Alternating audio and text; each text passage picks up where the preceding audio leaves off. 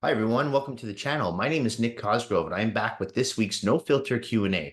This is the episode where I answer all questions related to diet, training, and supplementation that I've received over the last 7 days from our in-house clients, online clients, as well as a few of our online followers. Remember, if you have any questions related to your nutritional plan, workout program, supplements you're currently taking, not taking, considering taking, please feel free to email me those questions at nick@foreverfitperformance.com, or you can DM me on my Instagram at fitcosgrove_. All right, let's get started with this week's No Filter Q&A with question number 1.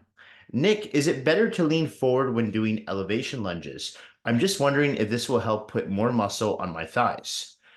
To be honest, it's not good to lean forward on any leg exercise. Okay. If anything, you always want to distribute your weight backwards. Okay. Whether you're doing lunges, whether you're doing squats, whether you're doing hack squats, or doing ball wall squats, step ups, you always want to distribute your weight backwards. Reason why is if you lean forward on an exercise when you're doing your lower body, what's going to happen? You're going to put a lot of unnecessary strain on your patella and your meniscus, essentially your knees. Okay.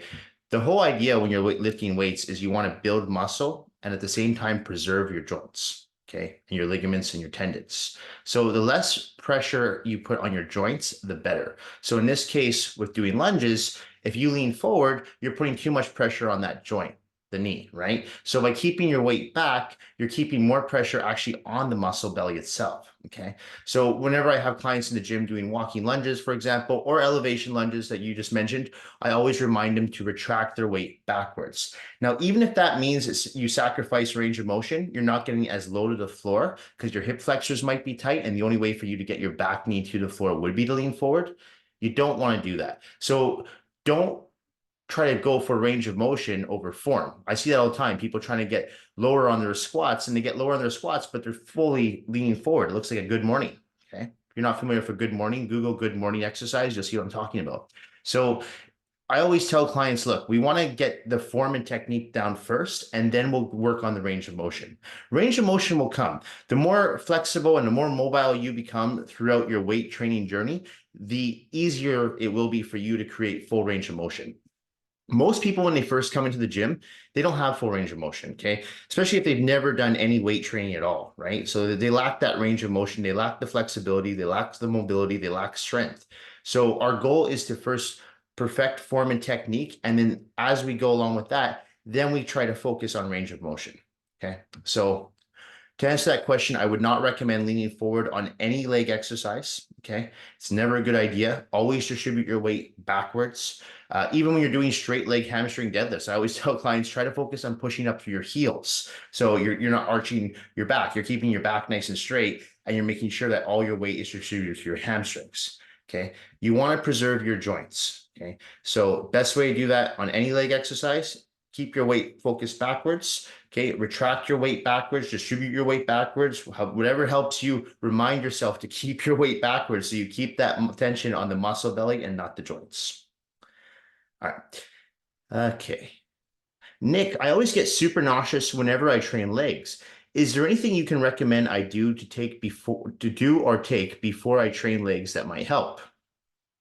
Okay, so this will depend on a few factors. One is, do you typically train legs in the evening? Do you typically train legs in the morning? Do you usually like to eat something before you train legs? Do you like to train legs in a fasted state, right? So whenever I work with someone and they're giving me, they're giving me feedback and they're telling me something like this, those are questions I ask, right? So a lot of times I have people who, I've mentioned this in the past, who actually perform better in the gym on an empty stomach. Does happen, right? Especially my clients who work with me at 6 a.m., 7 a.m., 8 a.m. Um, for those people who train later on in the day, usually I find that not a whole lot of food, but one or two smaller meals will actually suffice and will actually help them perform at optimal levels in their workouts, right? So it really depends on the time of day you're training and also how fast your metabolism is. Generally speaking, though, with legs, it's very common for people to get nauseous. The reason why that happens a lot of times is because the lactic acid that accumulates in your legs when you're doing squats or lunges, leg press, hack squats, when that lactic acid accumulates and it goes up, up, up, and it gets into your stomach and it starts kind of, upsetting your stomach, right? Upsetting the acids in your stomach. And if you have food in there, that can make it even worse. When that lactic acid starts to rise up and then there's food digesting in your stomach, that can tend to make people very queasy. Okay. Another reason why a lot of people get nauseous when they train legs is they don't breathe properly. So that's one thing I always try to remind people is you always want to breathe out on exertion. Okay. What phase is going to be exertion? Well, the harder phase of the movement will always be the phase that you breathe out on. So on a squat, that's going to be the up phase. On a lunge, that's going to be the up phase. On a leg press, that's going to be the press phase, right? On a hack squat, it's going to be again the up phase. So it's not always the up phase, but depending on the exercise you're working and the muscle group you're working, it's always going to be on the harder phase of the movement. So that's when you want to focus on breathing out and breathing in on the easier phase of the movement. So that's another reason why a lot of people get nauseous. Now, when we go back to the meals you eat before you work out, this is important. Okay, because I have a lot of people who, not a lot of people, but I have some people that like to have, let's say, dairy in their diet. I have yet to meet anyone who will have dairy before a leg workout or any workout for that matter and not get nauseous. Okay. I've yet to meet someone like that who has like a big glass of milk or some cheese, yogurt, and they come into the gym. They usually get nauseous. Okay. So that's a food that I would recommend avoiding, something that is a dairy related product. Okay. Other foods I would recommend avoiding are any foods that are high in fat. And I'm even talking natural fat. So like peanut butter, for example, eggs or dairy, almonds, right? I generally recommend to people to avoid fats pre-workout because fats take longer for the body to digest. So the last thing you want is your body digesting food when you're stimulating muscle growth and you're hitting the gym with intensity, right? So I generally recommend people avoid fats or at least try to push your fats far before the workout. Like we're talking like 4 or 5 hours before you work out if you're going to have them. Save your fats for after workout if you can. Okay. So that's my recommendation. If you are feeling nauseous for leg days or any workouts for that matter, avoid dairy. Okay. Honestly, you should be avoiding dairy as a whole, but avoid dairy, avoid high fat foods and even good fat foods. Save that. I'm not against healthy fats, as most people know, but I recommend saving your healthy fats for post-workout nutrition, not pre-workout nutrition, for the simple reason it does take longer to digest fat than it does for carbohydrates and protein. Okay. And another thing is with that lactic acid, when it does start to accumulate in your legs, move your legs around. So in between sets, I always tell people don't sit down during a leg workout. That's the worst thing you can do is sit down and rest during a leg workout. Move. So if you're resting after a set of squats, move your legs around, walk around the gym, right? Do some dynamic stretches. Keep the legs moving because you want to keep that lactic acid flushed down. So again, I have to say that because I see a lot of people in the gym when they train legs, they sit in between sets. Do not sit. That is the worst thing you can do. I promise you. Okay. Not only will that lead to, if it could potentially lead to nausea, but it also lead to that lactic acid just accumulating in your quads and you sit, your legs are going to cramp. I've seen it before. Okay. And finally, the last thing I forgot to mention this is make sure you're hydrated. Okay. Because a lot of times I get some people in the gym and they do get nauseous and usually it's just because they're dehydrated. So if you don't have enough water, you're not going to go very far. So you want to make sure your muscles are hydrated. So that's why I always recommend just sip on water throughout your workout if you can. You don't have to chug it, but just get in the habit of every second or third set, just go grab some water from your water bottle, take a good swig of water, and just keep your muscles hydrated. Okay. And that should help. But those are usually the culprits as to why I find most people get nauseous on leg day. And when we correct those issues, the nausea seems to go away. Okay. Nick, I lost 20 pounds in 3 weeks, but haven't been able to lose even 1 pound in the last 2 weeks. I'm feeling discouraged. I'm already doing the treadmill for an hour each day and taking in less than 1,800 calories. What should I do to get my weight going down again? So I had a similar question to this on last week's Q&A. It was paraphrased a little bit differently, but I did have a similar question to this. So when I read this, you did too much too soon. So the fact that you lost 20 pounds in 3 weeks, that's 5 pounds per week. To do that, you were doing an hour of cardio and your calories were already fairly low. So now you've hit a plateau, right? And because you've been doing so much cardio and your calories are so low, it's like, well, where do you go from here? And I've talked about this in the past. So are you going to do more cardio? Are you going to take in less calories? But you're already doing an hour a day and you're already taking in my opinion, 1,800 calories. I don't even put my female clients on 1,800 calories a day. So my recommendation is you've got to reverse everything now. So if anything, I would back off the cardio. Take that hour of cardio down to 45 minutes for the next week. Bump up your calories from 1,800. Well, first of all, I don't count calories, but I would if you're counting calories, I would bump those calories up to 1,800 to maybe like 2,600 calories for a week. Okay. Now, if you do put on weight during that week, don't worry. That weight's going to be water weight. It's not going to be fat. Okay. Because now you are increasing your caloric intake, your macronutrient intake. You might hold a little bit of water, but you'll feel better and you'll perform better in the gym. Okay. Now, you didn't mention what you're doing for weights, but I would highly advise, if you are not doing weight training, to incorporate weight training as well, because I talked about this in the past. Weight training, without a doubt, is the #1 most effective way to burn fat, more so than cardio. Okay. Why? Because the more muscle you have, the more fat, the more calories you burn in a rested state. So you're going to actually burn more fat with more muscle. Okay. So you should be doing weight training on a regular basis. So my recommendation right there would be to decrease your cardio, increase your calories, do that for a week, even do it for 2 weeks. And as I mentioned last week on the Q&A with a similar question, it does work. I know it seems counterproductive, but I promise you it does work. Okay. What you've done is too much too soon, and now your body is stressed and it doesn't know what to do. It's like, what, are you going to starve yourself more? Are you going to do more cardio? I mean, you've basically gone to a gunfight and you've shot all your bullets in the air, and now you have no ammunition. So you have to think about, what am I going to do now? Well, now you got to reverse everything. You got to say, okay, well, I got to ease off a little bit here, right? And that's what you do. You ease off, you take down the cardio, you increase your calories, you allow your body to rest and recuperate properly. You incorporate the weight training 4 or 5 times a week in the gym, 45-minute workouts, 60 if you've got enough energy for them, but intense weight training sessions, and your weight will start going back down again in the right direction. And here's another thing too. Maybe your weight doesn't go down, but your body fat will go down. Maybe your weight might actually go up, which means that you're actually putting on muscle, but you're losing fat. If your diet's dialed in and you're training on a consistent basis, you will be able to lose body fat and gain muscle at the same time, especially if you're someone who is fairly new to the gym. Okay. So remember that. Don't always just go on the scale. Just go by how you're looking and how you're feeling. I tell clients this all the time because it's important, because a lot of people just look at that number, but the number doesn't tell the whole story. Okay. So decrease your cardio, increase your calories, okay, or preferably your macronutrients. I count macronutrients, not calories. Increase your macronutrients, okay? Allow yourself 4 to 5 times in a week, 4 to 5 times a week in a gym training of weights, and rest, okay? Rest, sleep, hydrate, repeat. That will work. Okay, next question. Nick, how do your moms that you train who have young kids fit their workouts in with you? I have a 3-year-old and a 5-year-old and find it challenging to get my own workouts in, never mind schedule time to see a trainer. Yeah, good question. Okay, so a lot of the moms I work with, they have a partner, right? So the partner can take the kids when they come to the gym to see me.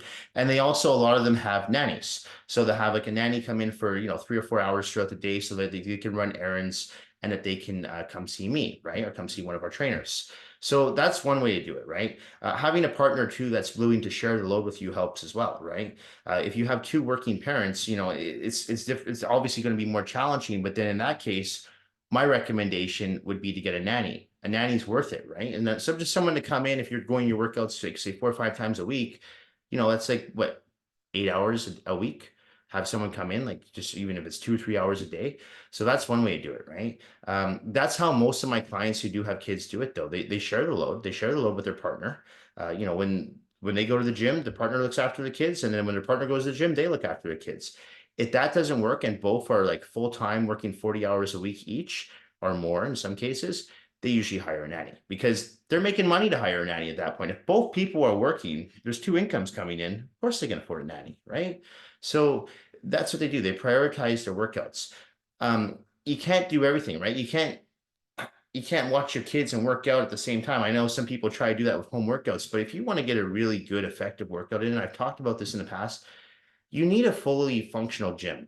You need to have squat racks. You need to have cables. You need to have dumbbells. You need to have benches. You need to have Swiss balls. You need to have medicine balls. You need to have kettlebells. Like, you need to have that. A home gym, every once in a while, sure, it can help. But in my opinion, it's not going to make a huge difference in your physique. Okay, so if you're serious about getting results with your health and physique, you need to go to a gym. Okay, or you have to have a really well-equipped home gym with everything that I just mentioned. So honestly, that's how my moms do it, who work with myself or one of the trainers. They share the load with their partner, And if both are very busy, because I do work with a lot of moms who their husbands are actually quite busy themselves, they're both working at least 40 hours a week. And in that case, they do hire a nanny. It's money well spent, just like a trainer's money well spent. You're making the money. You've got two incomes. You're making enough money, pay for it, because you don't want to. You're saying, in my opinion, you're setting a bad example. First of all, if you're someone who is a mom or a dad and you're not making time for the gym, I think you're setting a terrible example for your kids. Okay. You're showing that your health is not a priority. Okay. You can still show your kids that they're a priority by you taking time to go to the gym. I don't think that's selfish. Okay. I think that's setting a good example. So, yeah, that's my recommendation. Hire a nanny. Okay. Have that person watch your kids for you while you go to the gym. Maybe you and your partner go to the gym together and your nanny can watch the kids and share the load with your partner. But that's how my moms do it. And honestly, I have quite a few moms on my roster, and they're in the gym 4 to 5 times a week. So if they can do it, you can do it. Can be done. Budget for it and share the load with your partner. All right. Okay, next question. Nick, could you give me a good shoulder routine to follow? I'm currently training my shoulders and chest together, but I think it's time to put these muscle groups on separate days. I would strongly agree with you to keep your shoulder workouts and your chest workouts on separate days. There's a lot of people that tend to put the chest and the shoulders together because there's a lot of pressing exercises for your chest and there's a lot of pressing exercises for your shoulders. So they're thinking, why not work them together?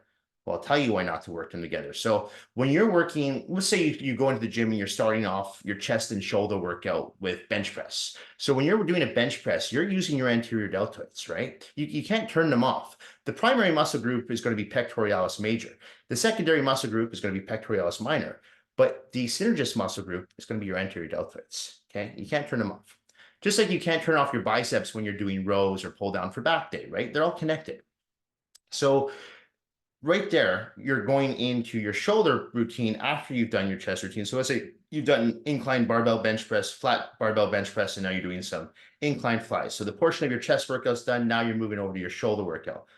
You're going to do dumbbell shoulder press, barbell military press. Sure.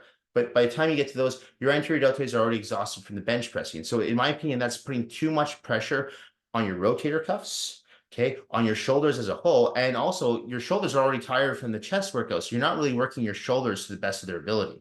So this is why I strongly advise people to separate their chest and shoulder workouts. So if you're doing, let's say, a 5-day bodybuilding split, that could look like something like chest on day 1, back on day 2, and then shoulders on day 3. So you have that little break in between working back, the antagonist muscle group to the chest and the shoulders to an extent.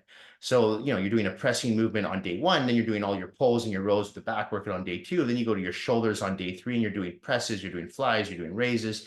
Then you can do maybe say biceps and triceps day 4 and then legs and abs day 5. So your 5-day split. Okay. So I would not recommend putting shoulders and chest together for that reason.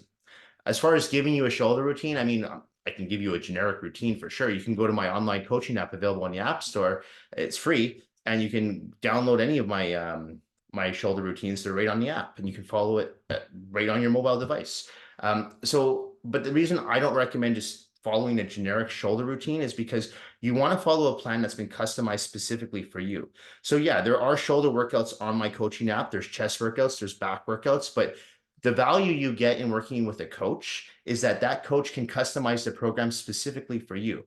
If you have overpowering anterior delts, and I see your physique and I'm looking at your photos, I'm like, well, I'm only going to give you one pressing movement, but I can see that you're actually lacking with your posterior delts. I might give you 2 or 3 rear delt exercises, right? As opposed to giving you 2 for the anterior, 2 for the medial, 2 for the posterior, and then 1 for the trapezius. So it depends on the person I'm working with, because I work with a lot of people who I actually give them different workouts for the same muscle group. I might have one person who I'm working with in the gym and give them a whole chest workout, and then I'm working with someone online, and that chest workout's completely different, right? Because they have they're at different levels. Their physiques look very different. So I can see they have different strengths and different weaknesses. And that's where it comes down to working with an experienced and knowledgeable coach that can tweak the program and revise it along the way based on how you're looking, how you're feeling, and how your physique is progressing. Okay. So yeah, I could give you a generic program, absolutely. But honestly, if that's what you want, just go to my coaching app and follow one of the workouts on there. Okay. But if you want to have a program that's more customized specifically for you, I would recommend working with either myself or an online coach that can help take your physique to the next level by making sure that you're programming the workouts based again on your strengths and on your weaknesses. Okay, because if all you're focusing on your strengths and you're neglecting your weaknesses, you're not really going to progress with your physique, or you're going to create further muscular imbalances, which we don't want to do. Okay, so again, that's where it comes down to having that second set of experienced eyes, assessing your physique and going, you know what, you need more detail in your back, or you need more size in your chest, or your arms need a little bit more definition, right? And that's where it comes down to working with a good, highly knowledgeable and experienced coach. All right. Okay. Next question. Nick, I'm curious to know how much business you receive through your social media. I see that you're always quite active on your platforms and was just wondering how lucrative it is for your business, as I'm considering doing something similar with mine in real estate. Yeah, well, thank you for saying that. I'm actually not that active on social media. I think honestly, this Q&A I put up weekly, once a week. And then I am quite active, I guess, on my Instagram stories, but usually I'm just reposting, short clips of the YouTube video, the Q&A that week, promotions that we're offering at the gym, new trainers that we've hired. So I am active on social media. Putting out some content saying exercises that you should not be doing versus exercises that you should be doing on my Instagram platform. So I am, I guess, somewhat active, but I'm not as active as some other trainers who are, I mean, they're posting every day, all day, every day. So I've never used social media, and maybe this is a mistake, but I've never used social media as a way to generate new business. I've always used it as a reference point for current clientele base and for potential clients who are interested in working with either myself or one of our trainers, just to look up the company and see what we're all about. Because in this day and age, I truly believe that you do need more than a website. Okay. People, when they want to work with you, they're going to Google you and they want to see what you're all about. They want to see references. They want to see testimonials. They want to see Google reviews. These are things, especially when they're hiring someone for a service. I know I look for that when I'm working with. I was just recently hired a plumber to come work at my condo. I went for reviews. I went for Google reviews right away. It was important. I don't need that person to be all over Instagram or anything, but that was very important. Did that person have a website? That was also important. But I think now in this day and age, especially in 2024, if you're not online, if you're not, at least if you don't have somewhat of a social media presence, I think you're making a big mistake. Because like I said, people do want to Google you, especially the younger generation, and they want to know who they're working with. So I've always used social media as a reference point. Okay, so they can look at my Instagram. My Instagram's public. They can see that I'm a trainer. They can see that pretty much my whole Instagram is all about fitness. It looks like the gym just threw up all over my Instagram. I don't really share much personal information. I've always treated it as a business account. But that's what it is to me. Social media to me, for me, is just a way to promote my business. Okay, it's not really a way to promote myself personally and get self-validation from taking shirtless selfies and talk about my relationship or any of this stuff. Like, I don't need any of that. I'm not judging people that do. It's just that's something that I don't want. I like to keep my personal life personal and my business life business, right? So I keep them separated. And I've always found that social media has been actually very helpful for me in that way to help generate, I guess, in a sense, new clientele just to actually see what I'm about. But it's never been a way for me to say, okay, well, this is going to be a marketing strategy and this is how I'm going to generate a whole bunch of new business. Because to be honest, most of the business that has come to my company have been through references. Okay. Now I know that's not the only way to build a company, but in my experience, when people have been referred to me from my clients, okay, those clients end up staying with us. I've had clients that have been with me close to 20 years now, and 9 times out of 10, those clients are through referrals. Whereas people who, just heard about us online or just happened to Google our website and came to us, sometimes they stay for a few months and then they leave because they're looking for the next best thing or they're looking for the next best sale. If we were running a promotion, now they're looking for a new promotion. So I can only speak on my behalf of my experience. And in my industry, the fitness industry, especially with personal trainers, small group classes, partner training sessions, online training services, referrals are huge. Okay. So I don't know. For real estate, I know a lot of realtors that use social media to promote their services. So I would say do it. What do you have to lose, right? Really, you have nothing to lose. I mean, try it and see. It could work really well for you. But I found that over the years that it's just a good reference point for people who are reference point, I should say, sorry, who are looking to work with a trainer and they can see, okay, this person's serious. This person is active on social media. This person is promoting their services and they are consistent.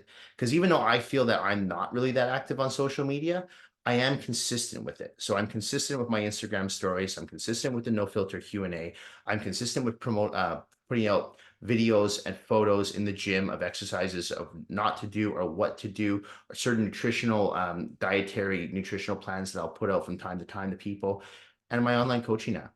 So even though I personally don't feel like I am that active, I guess in a sense, I'm consistent with it, right? So with what little information I do provide on myself and the services, it's on a consistent basis. So I say try it because you really have nothing to lose. Okay. All right. Next question. Nick, do you ever do 1 rep maxes with clients? And if so, how often do you recommend doing a 1 rep max on a certain exercise? I have never in my life ever done a 1 rep max with a client or done one myself. I have never seen the point in 1 rep maxes. Okay. And I know I might get a lot of flack for this, but I think my personal opinion on them, I think they're stupid. I think they're ridiculous. I don't know what they serve besides maybe the ego. Who cares as to how much weight you can lift for 1 rep? That to me doesn't prove anything. It honestly, it doesn't even prove to me how strong someone is, because 1 rep doesn't, in my opinion, it's 1 rep. So where I guess my definition of strength is how strong are you cardiovascular wise? How strong is your muscular endurance? How long can you last in an intense workout? How long can you last to a moderately heavy set without burnout and keep good form and good technique? That is my definition of strength. Not how much weight can you lift for 1 rep with somewhat shitty form. Because if you look at a lot of these 1 rep maxes, when you see people doing these ridiculous weights in the squat rack, their form is atrocious. Their knees are buckling, they're bending forward, they're shaking, and it's just like, what are you getting out of that? And the whole setup, it takes them 5 minutes to set up, get the belt, get the chalk, and for what? I've never understood that. Okay, now again, I understand power lifters. Maybe if you're a professional power lifter and you get paid to do this, sure. But if you're an amateur lifter or someone who just goes to the gym, I've never seen the value in doing 1 rep maxes. And by the way, all the guys I know over the years who have done 1 rep maxes and would focus on just getting that 1 rep in the deadlift or in the squat rack or in the bench press. When I first started training in my teenage years, in my 20s, those guys, not a single one of them train anymore. They're all injured. They've either ripped something, they've torn something, they've broken something, their joints are shot. So I looked at that at a young age and watched those guys train and watched how beat up they got from an early age on. And they couldn't train in their late 30s, early 40s. And here I am at 15 watching this and seeing all the injuries they're having. Like, I don't want to end up like that. So I'm going to train intelligently. I'm going to approach each workout methodically.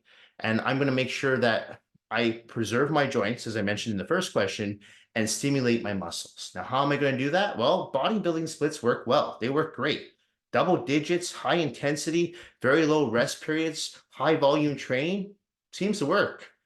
A lot of bodybuilders I know, they're not injured, right? If you follow a good routine, have a dialed in diet plan, you're following a good supplement protocol, it's a great way to avoid injury. And again, knock on wood, 20 plus years of doing this, I've never had a serious injury. Okay, and I attribute that to not doing things like 1 rep maxes, not constantly trying to hit PRs, personal records. Okay, I don't care. And so to answer that question, I've never done that. So I couldn't tell you how often you should do it. I don't even know the answer to that because I don't know how often people go for 1 rep maxes who do train like this. But in my opinion, 1 rep maxes are ridiculous. They don't serve any purpose whatsoever. They don't stimulate muscle growth. They don't help you burn body fat. They don't build solid, lean, dense muscle. So to me, the only purpose they serve is maybe filling someone's ego. Oh, I lifted some heavy weight. To this day, when someone asks me how much I bench press or how much I squat, I have to stop and think about it. I'm like, well, how much did I do on Monday? I don't know. Because I just look and go, that felt really light. I'm just going to add on 20 more pounds today. That felt really heavy. I'm actually going to take off 20 pounds. I listen to my body. Okay. Some workouts I feel really strong. Other workouts I might feel a little bit weak. Sometimes I'm a little bit tired, right? Maybe I didn't sleep as well. That's fine. So I lift a little lighter, but you listen to your body. And that's how you stay injury free. And that's how you continue to progress with your physique. Because if you get injured, you can't train. If you can't train, you're not going to progress. If anything, you're going to stop training, you become discouraged, and you lose your results. You become a fat slob and become unhealthy. So you want to stay in this. I mentioned this last week on the Q&A. You want to stay in the long game, train smart, train intelligently, train methodically, and make sure that you preserve those joints, tendons, and ligaments and stimulate muscle growth. No 1-rep maxes. Okay. Okay, 2 more questions. Nick, is 18 years old too young to start using PEDs? I've been training for 2 years now naturally and want to take my physique up to the next level. Okay, so for people who don't know, PEDs stand for performance enhancing drugs, okay? Also known as steroids. At 18 years old, you're way too young to start using steroids. You haven't even reached your full genetic potential. You're still growing. I think they say that most guys continue to grow into like your mid-20s. So why not tap into your natural reserves to the best of your ability before you start using, if you start using steroids? I've seen this before with a lot of guys that I used to work with. They'd start using steroids when they were 17, 18, 19 years old. And then what happens is they use up all their receptors. They fry out their receptors. So anything they were taking when they were in their early 20s, by the time they get to their late 20s, nothing works for them. So they have to up their dosages. And then when they're in their 30s, mid 30s, they have to continue to increase their dosages. So you want to use your receptors naturally for as long as you possibly can. Okay. And I always tell people, unless you plan on actually competing in bodybuilding, really there's no point to take steroids. I mean, you can get some very, very good results just training naturally. And the great thing is the results that you create naturally, you'll keep over time. Whereas when you get results with steroids and you come off those steroids, because if you are on steroids, you should be cycling on and off them. But when you come off them, you're going to lose a lot of those gains. Not all those gains, but a great deal of those gains.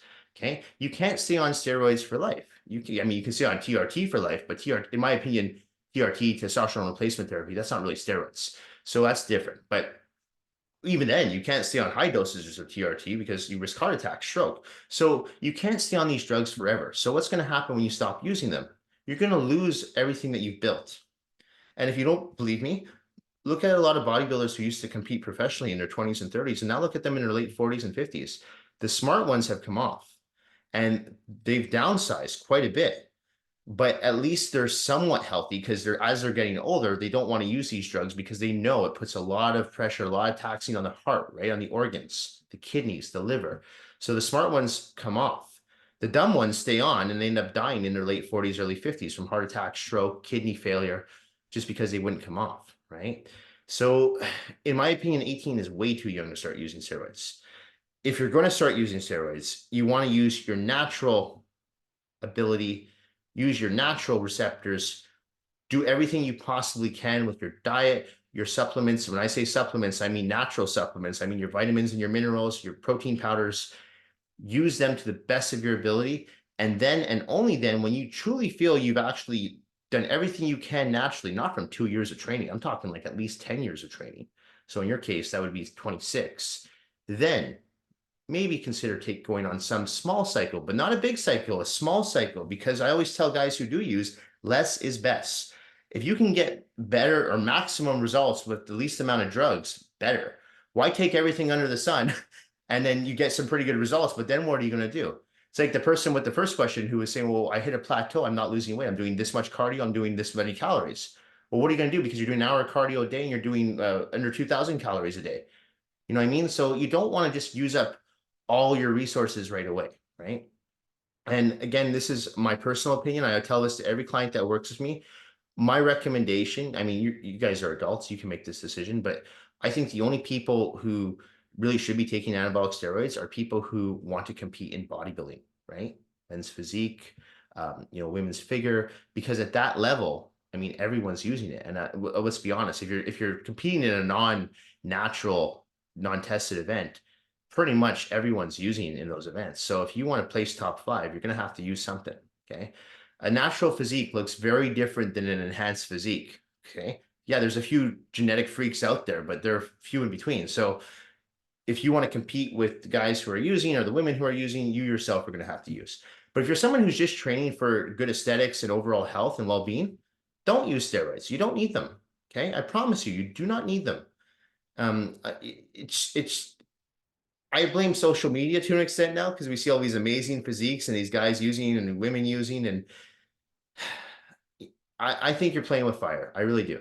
So my recommendation, don't use them. If you're going to use them, you should be in the gym for a minimum 10 years straight, train all like every day, like 5, 6 days a week, consistently for 10 years. And then, and only then, in my opinion, have you really used up your natural genetic potential. And then you might want to consider going on a small cycle. But 18, way too young. All right. Last question. Nick, why don't you like using apps like MyFitnessPal to track your calories and macronutrients? Do you not think these apps are accurate? Okay, yeah, good question. So I'm not against these apps, but in my experience, these apps are very generic. Okay, they tell you this is how many calories you should have each day. This is how many carbs you should have, fats you should have, protein you should have, based on your height, based on your weight, based on your activity level, and blah, blah, blah. Problem is with this is that we're not robots. Okay, we're humans. So every human is different, right? Some people I work with, I could put them on 5,000 calories a day on a weight loss plan and they will lose weight. Some people, I put them on 2,500 calories a day and they can barely lose 1 pound. Some people have to suffer more than others on the diet. Some people have to suffer more than others on the cardio. I've trained guys for shows and women for shows, for bodybuilding shows. I haven't had to give them any cardio. They were able to get lean without doing any cardio. Then I've trained other people who had to do like an hour to an hour and a half at the end getting ready for a show, right? So it really depends on your genetics and just your body as a whole. So I don't like these apps because I find they're very generic. And again, when you talk about calories, I don't count calories. I count macronutrients. But usually I'll start everyone I work with a basic template, actually a very generic template. But this is where again the coaching comes in, because as we progress with the diet or the training program or both, that's where we start to make those tweaks and those revisions along the way, because I get to see how each individual responds to the template I'm giving them. Okay. I can give two people the exact same diet plan, the exact same training program, and they will have completely different results with that. So that's why it's important for me, if I want to keep them on the same track and progressing each week, week to week, on a weekly basis, that I customize that program and I make the revisions along the way and the necessary tweaks and changes. Because if we don't change those plans up, you're not going to progress. And so the problem with these apps is that they're giving just very generic, and I'm not blaming the apps. I mean, I think they're great for holding people accountable. And for people who can't afford to work with a coach, I think they're great, especially the ones that are they're free, right? So, I mean, yeah, use them. But I'm not a fan. If you're someone who is really serious about like, you're like, hey, you know what? I want to make some serious changes with my physique. I want to see some noticeable results. I want to get stronger in the gym. I want to move faster outside the gym. I want to have more energy. My recommendation is you have to follow a plan that's customized specifically for you. Okay. Otherwise, will you get some results following a generic program? Yeah, of course you will. Especially if you're someone who goes from eating McDonald's and KFC every day and all of a sudden you're starting to eat clean food that you're following on the app. Of course, you're going to see some results. But for those people who are already following a fairly clean diet and are training on somewhat of a consistent basis and have hit a plateau and have stopped seeing results, that's where it comes down to working with someone that can customize the program specifically for you. Okay. So it's not that I'm against these apps. It's just that I'm not a fan of them because, again, I've never been what's called an exercise scientist. And what I mean by that is some people who have their Fitbits and they're in the gym say, oh, wow, I burned 300 calories today. I'm like, who gives a shit? Who cares how many calories you burn? Why is that relevant? For what? Like, again, to me, it's ego serving. It's like, oh, okay, I burned 350 calories. Does that mean you can go have a daiquiri? I don't know. I mean, I've never ever fallen into how many calories did I burn? How much calories did I consume? I've always just gone by how I look and how I feel. Am I holding some body fat? No, I probably should shave off some carbohydrates this week. Maybe increase my cardio. Am I getting too small? Am I losing strength in the gym? Maybe I should increase my fats, right? Maybe I should decrease my cardio. So everybody's different. So you have to take an individual approach. So that's why I don't like these apps. I'm not against them, but I don't use them. And for anyone that knows, I don't use Fitbits. Okay. I don't want to use Fitbits. I don't give a shit how many calories I burn in a workout. I don't care how many steps I take in a day. Not all that to me is irrelevant. I go by the mirror. I'm not looking how I want to look. So what do I have to do here? I have to troubleshoot. Okay. So again, for myself personally, I kind of know my physique now over the years. And as I get older, I've made little changes along the way, but I kind of know what works for me and what doesn't work for me. But for someone who's new to this, they're not going to know. And that's where it comes down to working with a coach that can help you, because you're going to save a lot of time, energy, and frustration by working with someone that can just fast track you the results as opposed to you doing trial and error.